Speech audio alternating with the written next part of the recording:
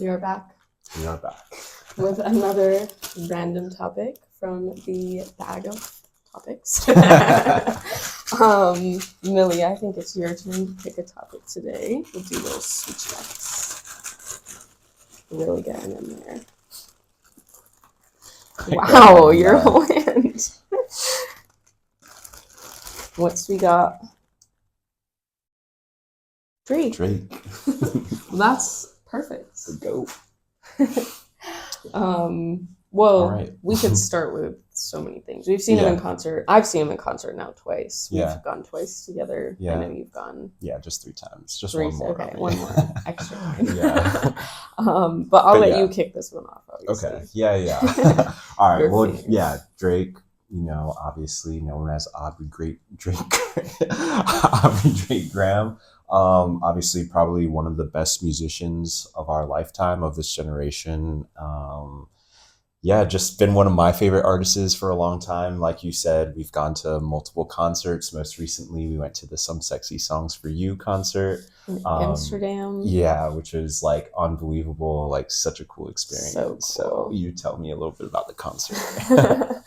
I mean, the concert was such a good vibe. Yeah. I mean, the audience was so into it. I mean, you can tell everyone there is like big Drake fans for sure. Facts. Knew well, maybe not all of the classics. Yeah. You knew all of the classics for sure. Of course. I knew a few of them. And I mean, Drake's performance was amazing. Obviously, you had Party Next Door there as well, because it was the Sexy Songs for You, Some Sexy Songs for You album was the main focus of the tour. I think they performed 4 songs off the album. Yeah, like 4. It's not too many. I would have loved to hear more, but all the songs could that have they done the whole album from start to finish, and it probably would have loved it. Yeah, but yeah, I mean, played a lot of classic songs, a lot of newer songs, some of the songs from his album with 21 Savage. So I mean, it was such a cool vibe. Drake is an amazing performer. Yeah, 100%. And I guess like kind of the big thing, obviously there was the whole like beef last summer or whatever with the Lil Man. But at the end of the day, I think like an artist who isn't focused on all of that, like when you watch Drake and when you watch him, see him live, like he's just all about like the positivity, the energy, getting the crowd going. It's just like really cool seeing someone that doesn't rely on like hatred to like propel himself. And that's why he is the GOAT. That's the reason he's had such long-term success, why so many artists have worked with him and have, gotten a lot of money off of his features. It's because like when you bring good intention and good energy to the work that you're doing, you'll get good results. And I think that like that's very clear to see that that's what Drake does. Just good energy, good music, and the people love it. It gets the people going. Absolutely. And he performed his new song, What Did I Miss? What Did I Miss? Which was so amazing to hear live. It was so good. And I mean, that song really does like strike a chord whenever you actually sit and like listen to the emotion behind the words and the words that like he's saying in the song. It's just like you really feel like he's so hurt. I know, everything that was happening, it's still happening. It's crazy. I mean, just imagine like, people who are trying to break into an industry. You bring them under your umbrella, under your arm. You low bro them. You bring them on tour with them. You give them features for free. Give them all this publicity, fame. Have them in your house. Have them in your circle around your people. The list of people that Drake has helped in that way, it doesn't just stop with Kendrick. Kendrick is one of many artists that Drake has put on, gotten on the map, and helped get to the point that they're on. But we see it just repeatedly, like people, kind of need to use that negativity and try and bring someone else down just to try and get popular on the airwaves, right? Because they know that Drake is the biggest in the game. So naturally, if you want to try and stay relevant, that's what you do.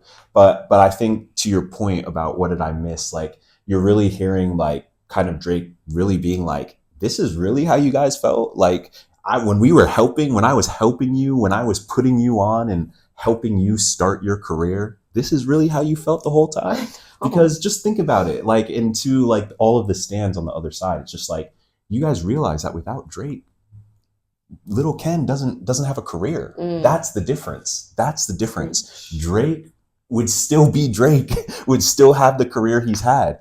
Drake was told when he went on that tour with Kendrick and A$AP Rocky, they told him to bring R&B singers and for Drake to stick to a certain type of music on that tour. And he said no. He went against what the industry was telling him to do and brought Kendrick and A$AP Rocky, one of the worst rappers in modern day. But I just say that to say, like, it's crazy how people have like flipped up. And I think, like, again, I guess, I don't know. It's weird. So I definitely agree with that. You could hear like that emotion or like hurt on What Did I Miss? Like, this is really how you people feel. And that's really sad. Yeah. Like someone who's helped you up, bigged you up for so many years. And yeah, I don't know. It's just kind of crazy to see. But I really love that Drake didn't allow that to like define what he's doing. He still put out an unbelievable R&B album. So good. Literally, Some Sexy Songs for You is a no skip album from start to finish. Like, unbelievable. All of the singles he's dropped since have all been phenomenal. And that really is the difference. Like, you can tell when someone's focused on their craft. They just keep going. Yeah, not gonna let whatever is going on outside of that affect what he has going on with his own career. Yeah. Because it would just be low. Like, it'd be low vibrational. Like, it wouldn't, he obviously is a very, like, high vibrational person. Very, like, where's the word I'm looking for? Just, like, he's an incredible artist. Yeah. And you can, like, feel that in the music. I mean, like, at the end of the day, like, there is no other artist on the planet that you could have their music on for the entire day and get a mix of 100 different styles of music, right? Like, people have called, try and claim Drake to be like a quote unquote culture vulture, which is completely fabricated, completely incorrect. But it just goes to show kind of like the colorism as well in the industry, because he is mixed, because he is light skinned, they don't treat him like he is fully black, which again is unbelievably disrespectful. And again, as a Black community, we need to have more unity in supporting our artists, because it is, think about this, like as someone just looking at like the Black community as a whole, wouldn't it make more sense for another artist to be paid by an industry to bring down another Black man? We've seen that hundreds of times throughout history. So we know that Kendrick sold out to the high CEO white guys who just wanted you to bash another Black man, and he did it. And that's really sad for me. And that, I just feel like we've got to stop pitting ourselves against each other and unify the culture, like Drake and like J. Cole were trying to do when they came together on, the Big as the What, on that song, because at the end of the day, like, that is what it's about. You can show love to other artists. You can show love to other rappers. You should not need to get your claim to fame or make your name big by putting another human being down. And that's just like really sad to see. So I think that, Drake just rose above that and did what the bigger artists would do in these situations, put out more good music, better music. I mean, think about, have you heard anything of GNX? Do you even know what that is? Yeah. That's the post beef project from The Other Side, Lil Ken put out. Terrible album. Okay. Haven't even been able to get through more than 2 songs on it. But on the other side, the side that wasn't focused on putting anybody else down, the other side that wasn't focused on starting indespicable rumors about the other side, made just good music, some good R&B music that we are still vibing to this day. Yeah, well, and I think it does just go to show that he's not feeding into it. He's just responding to it. Exactly. He's not starting it. Yeah. It wasn't something, it was more of a shock to him when that first, like... He was on vacation. Yeah. So it definitely just goes to show, like, and I think he talks about this in one of his songs about like how nobody was talking about him, like nobody was listening to his music, like he needed some. Yeah, Kendrick needed something to like boost his sales, boost his person, like his exactly. Well, that's what Drake said. He was just like, I'm glad that this beef is what it took to get you to rap again. Like your fans haven't been getting raps for you, but I guess if this is what it takes to get you to rap, I guess that's fine. But it's just sad. Yeah, it's just really sad. So I'm really glad that, Drake continues to rise above that, continues to put out phenomenal music, was unbelievable on tour, and is the undisputed GOAT of R&B rap music. Like, it's undisputed. There's no one that comes close. The discography is unmatched from start to finish, going back to So Far Gone, to his most recent album, to his next album. It will continue to be unbelievable, because that's just what he does. You can tell he's a student of the genre. His father is a Black man who was a soul artist in Tennessee, so he's got that deep connection to the Southern soul that really also is like embodied in the grain of music. He also gets tons of nods from, obviously me as a half Jamaican, our Caribbean brothers love him. He's got shout outs from Magic System, an African group, from Busy Signal and Vibes Cartel, and other major Jamaican artists who also appreciate and love his music, and love that he's put them on as well in different instances through his features and representation. We also see Central C and other UK rappers who have been big on Drake's albums in the past and currently, who also get to, put their music and their flair into the main waves, right? I mean, in the United States, on the radio, we never hear British rap. British rap is never on the airwaves. But when you do hear British rap, when it's a Drake song. So we also, we're blessed to have an artist with so much creativity, so much willingness to try so many different genres, and so much willingness to incorporate all these different types of people and groups of people into his discography of music. Yeah, look, you're giving me chills. Wow. But yeah, no, and it's just like one of those things, like kids nowadays are gonna find Drake when they're older and be like, damn, I wish I knew of Drake, or I wish I was old enough to listen to Drake when he was creating this music, or when he was touring. He's not gonna be touring forever. He is getting to the age where artists slow down on their touring. He has a child. He's getting to that age, and people, as they, younger people nowadays, they're going to grow up and be like, dang, Drake is he's really that guy. He's really that artist. He is the artist of today.